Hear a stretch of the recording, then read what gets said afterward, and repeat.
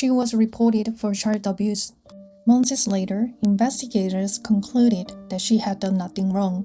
But by then, she had already been removed from her position as a homeroom teacher and forced to endure months of police and prosecutor investigations on her own. A few years later, she took her own life. Recently, Netflix's Teacher Lesson has become a huge hit, climbing to number 1 on Netflix's global non-English TV chart. Among all the episodes, one character sparked particularly intense reactions from viewers. It wasn't a student, it was a parent. In episode 5, a parent relentlessly targets a teacher with constant complaints, false accusations, and eventually reports the teacher for child abuse. As many Koreans watched the episode, they couldn't help but think of a real-life case. The case of an elementary school teacher from Daejeon. When I watched episode 5, I honestly find myself wondering, was this inspired by an actual event?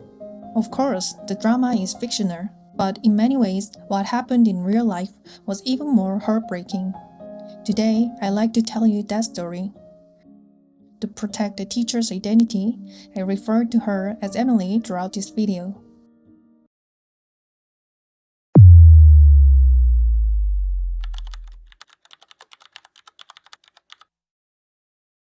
Let's go back to 2019. At the time, Emily was the homeroom teacher of a first grade class at Gwanpyeong Elementary School in Daejeon. Almost from the beginning of the school year, problems started to emerge in her classroom. Several students repeatedly bullied their classmates. One student in particular, I will call him Brian, stood out. Brian would wrap his arm around another child's neck, kick and pinch classmates, and frequently disrupt lessons. Sometimes he would suddenly scream during class. When Emily calmly asked what was wrong, he would simply refuse to answer.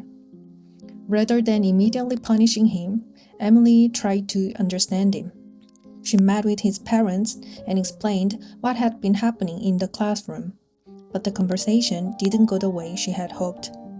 Instead of acknowledging their son's behavior, his parents questioned Emily's teaching. They argued that the classroom rules were too strict and even suggested that she simply lacked experience teaching first graders. Unfortunately, Brian's behavior didn't improve. He continued hitting and pinching classmates. During lessons, he would chew on erasers and paper, or spend the class folding origami instead of paying attention. One day, he refused to eat lunch and lay down on the cafeteria floor, refusing to move. Emily didn't drag him. She simply helped him stand up so he could return to class. About 10 days later, however, his mother called the school. She accused Emily of touching her son and humiliating him in front of other students. As time went on, the situation only became more serious. By the second semester, Brian was kicking classmates in the stomach and even slapping them in the face. Emily eventually concluded that she couldn't handle the situation alone and asked the principal to step in and speak with the student. The very next day, Brian's parent came to the school. Instead of discussing the child's behavior, she demanded that Emily apologize for taking her son to the principal's office. Emily explained that she wasn't trying to punish him. She had simply asked for help to prevent the situation from getting worse. But the conflict didn't end there. In December 2019, Brian's parent filed official complaints with both the police and South Korea's national civil petition system, accusing Emily of child abuse. For Emily, it was devastating. The local Office of Education concluded that her actions had been appropriate classroom discipline. Separately, school authorities determined that the student, not the teacher, should receive counseling and guidance. But despite those findings, the investigation continued. Because a child abuse report had been filed, Emily had to go through interviews with child protection investigators, followed by police and prosecutor investigations. It took nearly 10 months before the case was finally closed with no charges. For almost a year, Emily was forced to prove that she had never abused a child. Later, in an application for counseling related to violations of teachers' rights, she wrote, I don't know how much longer I can keep living like this.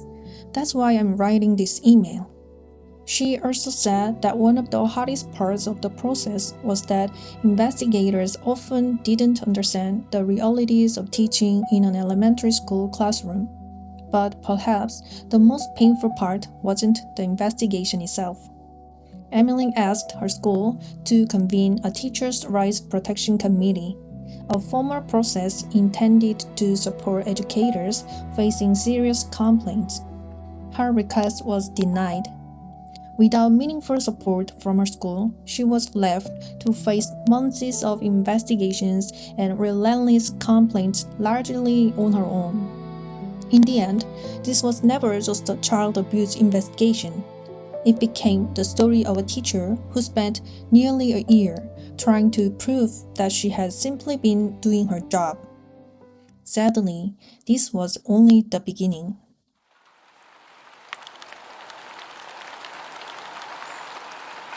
Some of you might be thinking, if she was cleared of all charges, wasn't it finally over? For Emily, it wasn't. A decision not to prosecute couldn't erase everything she had already been through. According to her husband, Emily struggled for years to move on from what had happened. After the child abuse allegation, she was removed from her position as a homeroom teacher and reassigned to teaching physical education and English.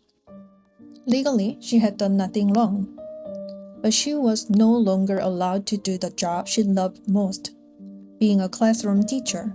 Emily's office happened to be located along the same hallway used by one of the students involved in the earlier incident. According to her husband, that alone prompted another complaint from the parent, demanding that Emily be moved to a different location. During the COVID-19 pandemic, Emily was assigned to help supervise students at the school gate by checking that they were wearing masks.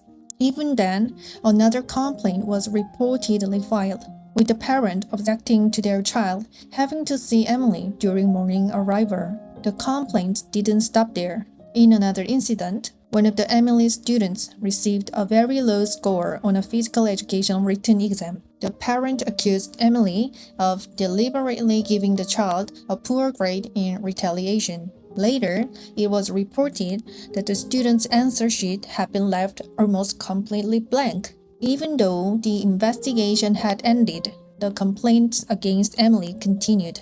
Eventually, she transferred to Yongsan Elementary School in Daejeon. At her new school, she became a homeroom teacher again. For a while, it seemed as though she was finally beginning to heal. But then, in the summer of 2023, another tragedy shook the entire country. On July 18, a young elementary school teacher at Seoul Elementary School in Seoul took her own life inside the school. She was only in her second year of teaching. In the days that followed, public attention focused on what became known as the pencil incident. The incident involved two first-grade students. One child poked another student's backpack with a pencil. As the second child tried to take the pencil away, the pencil accidentally scratched the child's forehead. The homeroom teacher stepped in to handle the situation, contacted both families, and tried to mediate between them. Around the time, she reportedly told a colleague that she felt uneasy because a parent had somehow obtained her personal cell phone number. As these details became public, many people believed that relentless complaints from parents must have driven the teacher to take her own life. However, months of investigations by the Ministry of Education, the Seoul Metropolitan Office of Education, and the police painted a more complex picture. Investigators found that the teacher had been juggling far more than classroom instruction. She was also responsible for school violence cases, administrative duties, and managing NICE, South Korea's nationwide education information system. In her personal journal, she even described her workload as an explosion of work. The police said they found no evidence proving that abusive behavior from any specific parent had directly caused her death. Instead, investigators concluded that overwhelming responsibilities and accumulated psychological stress had likely combined to create an unavailable burden. But for Emily, the official conclusion wasn't what mattered most. The Sogyo Elementary tragedy brought back memories she had tried so hard to bury. The child abuse investigation, the months of uncertainty, the feeling of having to fight completely alone. All of it came rushing back. Emily began attending rallies, calling for stronger protections for teachers. She hoped that perhaps this tragedy would finally lead to meaningful change.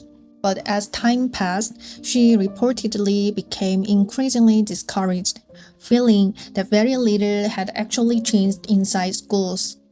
Then came September 4, 2023. Teachers across South Korea gathered for what became known as the Day of Public Education Pause, a nationwide memorial held on the 49th day after the Seoye Elementary teacher's death, while also calling for stronger protection of teachers' rights.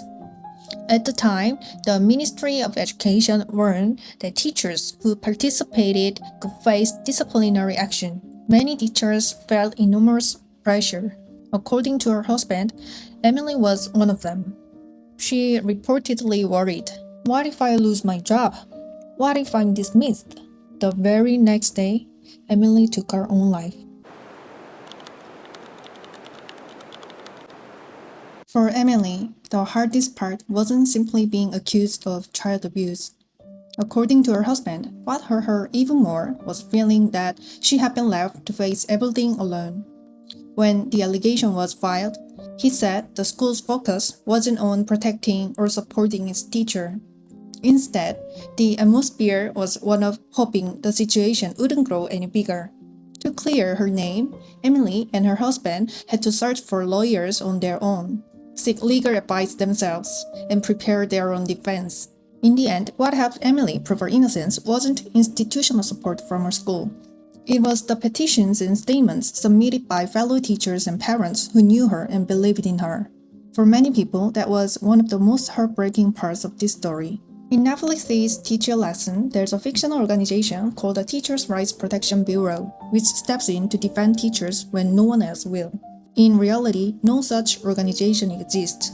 Instead, Emily found herself fighting one of the most difficult battles of her life, largely on her own, even within the very school where she worked.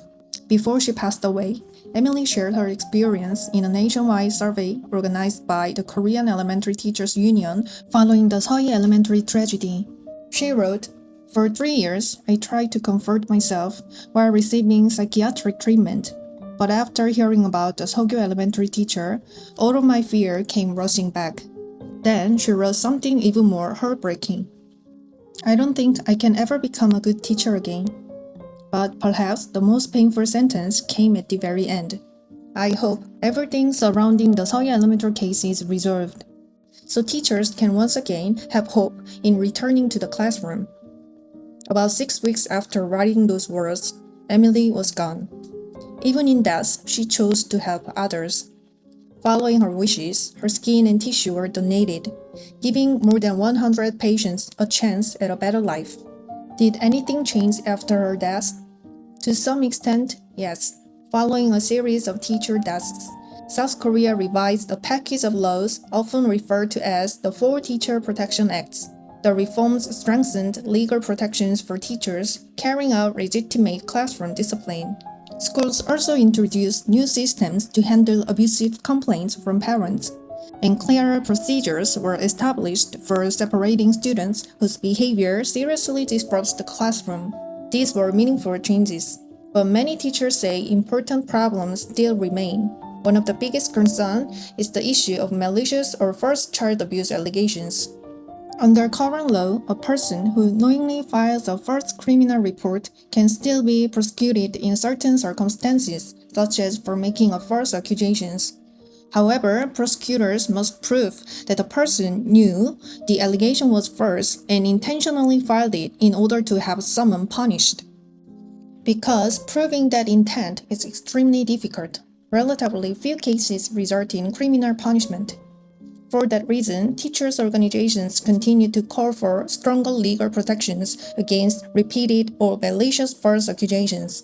Meanwhile, police concluded that there was insufficient evidence to bring criminal charges against either the parents involved or the school administrators. Legally, the case came to an end. But many educators, a different question remained. Even if no crime could be proven, did the system truly protect the teacher? Emily's husband later said in an interview, "She lived as if she were a criminal, not a teacher." That single sentence resonated deeply with teachers across the country, because protecting teachers isn't simply about protecting one profession. It's about protecting an environment where students can learn safely, teachers can teach with confidence, and schools can function as they were meant to. But this story still wasn't over. After the legal process ended, another controversy was just beginning. It was the controversy over vigilante justice.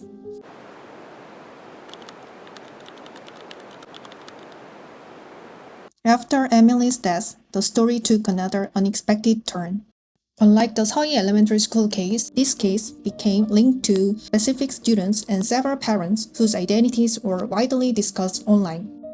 As public anger grew, information that was claimed to identify some of the parents spread rapidly across social media and online communities. Businesses reportedly associated with those parents, including a snack restaurant and a hair salon, soon became targets of public outrage. Angry citizens visited the stores, covering the entrances with handwritten notes calling the parents murderers and leaving funeral wreaths bearing messages of condemnation. Some people reportedly threw ketchup, eggs, flour, and even trash at the businesses. Others damaged flower pots, chairs, and property outside the stores. One restaurant that was widely reported to be connected to the controversy saw its online ratings collapse after receiving thousands of one-star reviews. According to news reports, the owner eventually closed the business and put it up for sale. One parent who reportedly operated a hair salon later posted a public statement on an online community. The parent claimed the child had not intentionally slapped another student, saying instead that "my child's hand happened to hit the other child's face while they were playing." The parent also alleged that the teacher had forced the child to apologize in front of classmates in a humiliating way. Instead of calming the controversy, those explanations triggered even greater criticism online, and the post was later deleted. Another parent, who was widely believed online to be connected to the case, released a statement insisting they had become the victim of a witch hunt and were not responsible for what had happened. Emily's husband later replied publicly, "So you finally come. I've heard a lot about you." His brief response quickly spread across Korean social media.